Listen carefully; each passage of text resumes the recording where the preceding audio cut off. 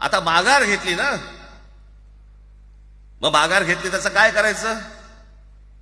मग वेगळ्या ठिकाणी वळवा सगळं प्रकरण, वेगळ्या ठिकाणी. म्हणजे कुठे?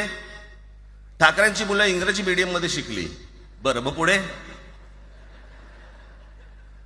म्हणजे दादा भुसे मराठी मीडियम मध्ये शिकून शिक्षण मंत्री झाले, देवेंद्र फडणवीस इंग्रजी मीडियम मध्ये शिकून मुख्यमंत्री झाले. कुठे काय शिकले याचा काय संबंध? अहो, कोणाकोणाची मुलं इथे परदेशामध्ये शिकतायत, याद्या आहेत आमच्याकडे. त्याचं काय करणार आहात तुम्ही?